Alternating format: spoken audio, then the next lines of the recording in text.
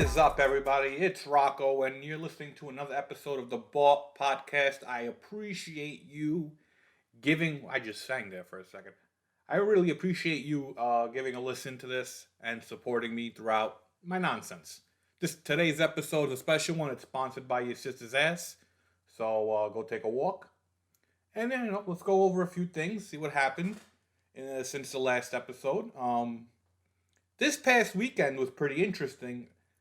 You may not have heard, but New York City FC won the MLS Cup. Now ask yourself, were you even aware that there was an MLS Cup going on? Were you even aware that New York was in the final of the MLS Cup? I found out by accident on Twitter. And I'm a soccer fan, or football if you want to be bougie. I watch soccer all the time. And I didn't even know the MLS Cup final was here. I didn't even know New York City was in it. I was at a restaurant eating with a few friends. There was TVs everywhere. Not one TV had this game on. It had women's volleyball, horse racing, and I can't even tell you what the other TVs had. It was not the final. This is the problem with the MLS. No matter how long they've been around, they have failed to make an impact on local communities and just getting attention. And I think a large part of that has to do with the fact that their basis, listen, they started out trying to be their own league. New York, New Jersey Metro Stars, that's when I was in it. And it partially had to do with Roberto Donadoni being there, Walter Zenga, who was my favorite goalie of all time, being there. So that's how they caught us in, by bringing those people. And this was right after 1994. So they had that. They started off being original. And I didn't pay attention long enough to understand why, but they started copying other leagues. I don't know why this started. I don't know what genius at MLS headquarters thought this was a good idea to start copying other successful teams. They have a team called Real Salt Lake. Why? It's Salt Lake City, they speak English there. Why are you calling them Real Salt Lake? You're not Real Madrid. You're not Real Sociedad. Call yourself Salt Lake City and put yourself a name there. The New York Red Bulls. Red Bulls already have a team in Germany. So, names taken, get out of here. You should have stuck with New York, New Jersey Metro Stars. It was classic. Those jerseys were classic. It identified with the area. You fucked up on that one. They have no identity, the MLS. They're just trying to copy other teams. Listen, I see some of this New York City FC fans. They call themselves Ultras.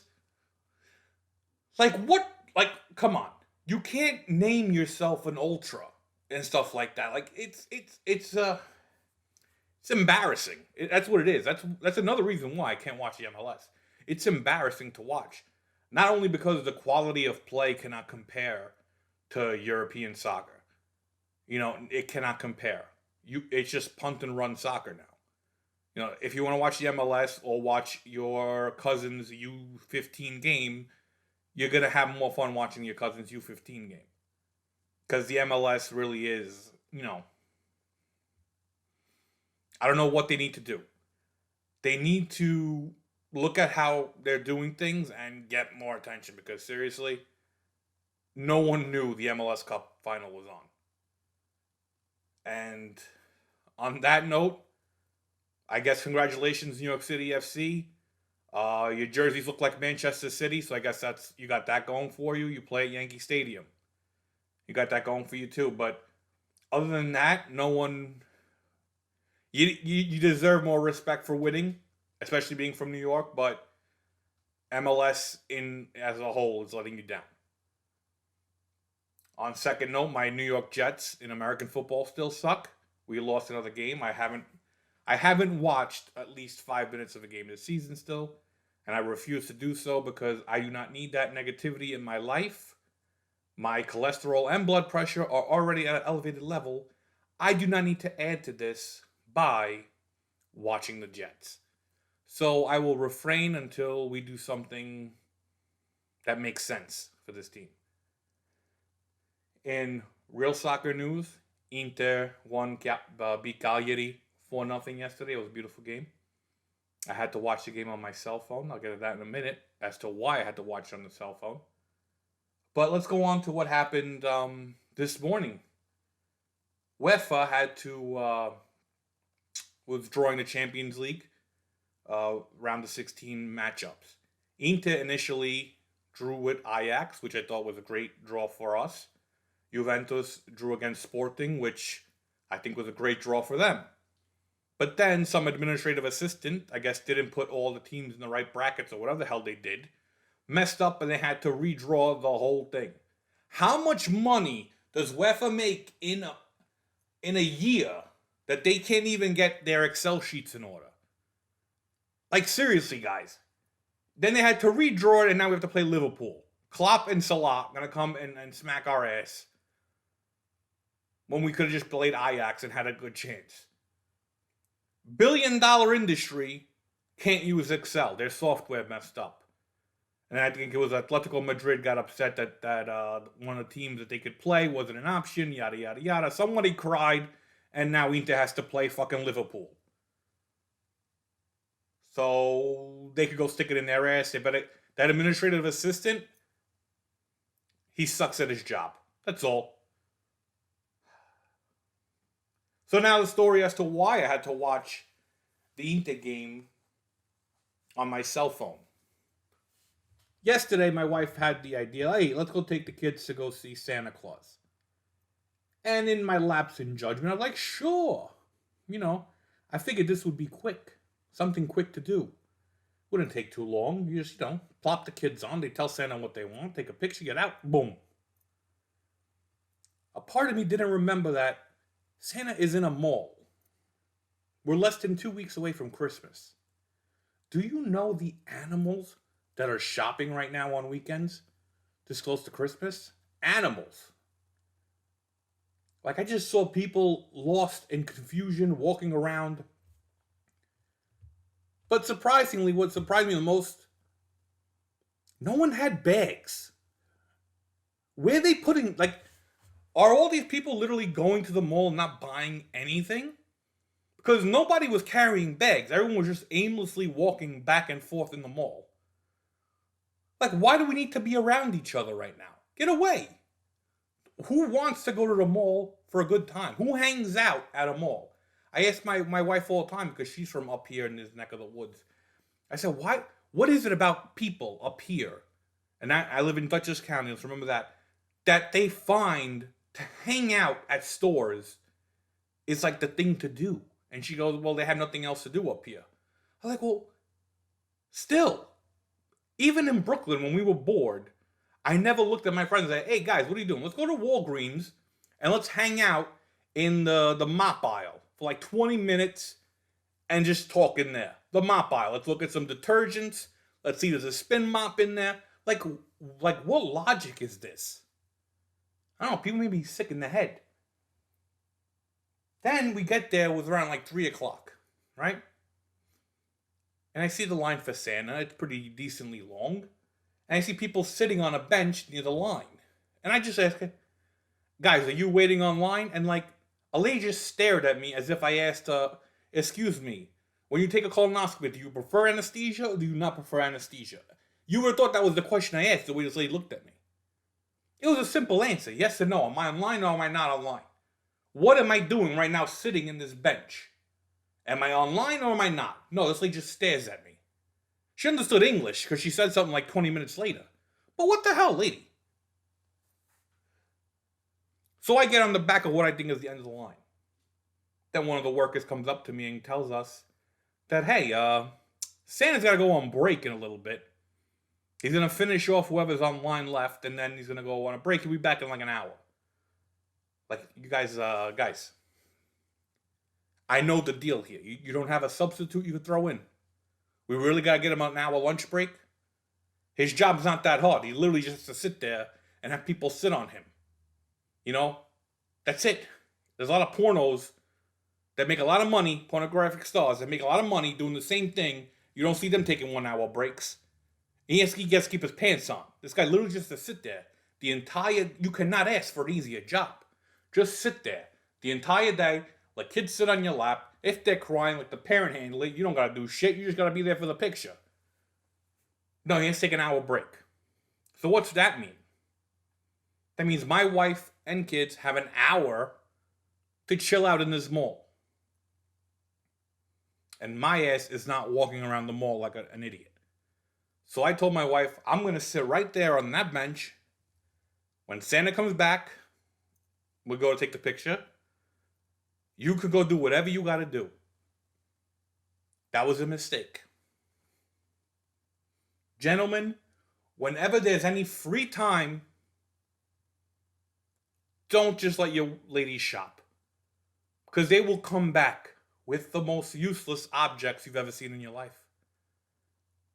My wife returned with 2 sleds. 2 Spider-Man sleds. For what? You would think we live in the Adirondacks over here with hills and mountains that we're going to go sledding tomorrow. It only rained. We don't have any snow yet. Now I got these 2 sleds in the house. All because Santa needed an hour break. Unbelievable, these people. I'm sitting there and just watching all these kids walk around. They're dressing like fucking tuxedos because people bring their kids to take pictures with Santa in tuxedos now. Like, relax, guys. Relax. You don't gotta get all dappered up to take this picture. No one likes your kids anyway. And that's a fact. Alright? Nobody likes anybody else's kids. You deal with your own kids because you have to. You deal with the kids of your family because you have to. But a stranger's kids, everyone hates. I cannot look at someone I don't know's kid and be like, hey, that's a cool kid. No, I'm saying that's a little asshole. I do not like him. If I could kick him across the street, I would. And let me tell you this. On that line for the pictures with Santa, the most miserable human beings I've ever experienced in my life. These people were so pissed off because Santa went on break. Because now they had to wait an hour and they were just standing there hanging out. I mean, I made the best of it. I just people watched and was praying that someone would slip and fall and make my time interesting. But these people were miserable. They were complaining. They wanted refunds for having to wait. Oh, refund. You told me I would be first in line, and I'm not first in line. I need my money back. The lady turned around and goes, but aren't you next to take a picture? What are you? Yeah, but I waited way too long. Listen, if you want a picture with Santa that bad, I know about 7 homeless people around Grand Central Station that look like Santa. Pop a red suit on these guys, give them $1, they'll let your kids sit on their laps. Granted, they might come away with lice, but you get a picture. And you have a scenic background, Grand Central, beautiful scene for the background of your picture. But don't bother these people. Listen, a job having to deal with mothers and kids, you deserve for sainthood. Because these people love to complain. I mean, I love to complain too. I love it. Nothing better than complaining. But Santa came back from his break, his 1 hour break. Still don't know what this guy needed to do for an hour break. Comes back holly jolly. My wife was first in line, but suddenly didn't go first. That irked me a little bit, but still, I don't complain out loud. Nothing I can do about that. I'm just going to complain on the podcast the next day. That's how I work. My kids pop on the lap, take the picture, boom, we're out of there. People after me, we want the refund because we waited. This is not right. Like, listen, lady, just take the fucking picture already. The time you took to complain, you could have took 78 pictures with Santa. That's what people don't get. In the time it takes you to complain, you could have done what you needed to do. Stop complaining. You're miserable. You're making everyone else around you miserable. So now I got pictures with Santa. And they charge you. Guys, do you know how much they fucking charge for these things? $45 for 3 printed out pictures, because who the fuck prints pictures out anymore? And then just to get the digital copies. So basically, I spent $45 for a few JPEG files. Then I'm taking the picture with my phone too. My wife, you're not allowed to do that. Fuck, I am. I could do whatever I want. You want to charge me $45 for my kid to sit on that guy's lap? I don't even know who that guy is. I don't know him like that. Throwing my kids on his lap. I'm taking pictures in case I need them. No one got to know. You don't got to rat me out. Christmas time is fun. It brings out all the anger in everybody. Because we're spending money. No one's happy to spend money on other people. That's why. People say, giving makes you feel great. No, the fuck it doesn't. It feels good for maybe 2 seconds. Then you realize how much money you spent and you're miserable. That's why everyone hates the holidays. Because you got to spend money on people you don't like. Let's end this on a positive note. Let's talk about some cookies. Some sugar. Everyone makes their Christmas cookies this time of year. And everyone thinks their fucking cookies are immaculate and amazing. Let me tell you, they are not. We make i cucciolate in my family. My mom, my grandmother, they always made them every year. But they made them with a twist. You know, when you have a morbidly obese person in the family like me, we're going to have requests. And my request was, hey, guys, when you make i cucciolate, you add extra chocolate for me. I need some extra chocolate in those cucciolate. They added that for me. So now, whenever there's a cucciolate coming from my house, extra chocolate. So we made our cucciolate. Everyone, you know, we made them. They don't look professional. Listen, my mother and my nonna, they had years of practice. I'm on year 2 here, trying to do these things. You try to make them look like an envelope, then they rip. You try to make them look like a triangle, it looks like a pussy. Like, listen, there's no positive way of making a cucciolate without making it look like something sexual. I'm telling you this right now. So I need to practice on the off season and have to fucking make cucciolate look normally. Ironically, though, that it's called a cucciolate, and no matter how you fold it, looks like a pussy. I think someone was thinking of the same thing when they came up with the name. But cucciolate are amazing. Some of them suck. Like, some of people get too crazy with it. It's about the feeling the cookie gives you. That's what they say. No, if your cookie sucks, your cookie sucks. One time I made lemon drop cookies. Years ago, I made lemon drop cookies. As I said, hey, I'm going to start my own cookie tradition. Lemon drop cookies. I fucking love lemon drop cookies. I said, I'm going to make lemon drop cookies for fucking everybody now.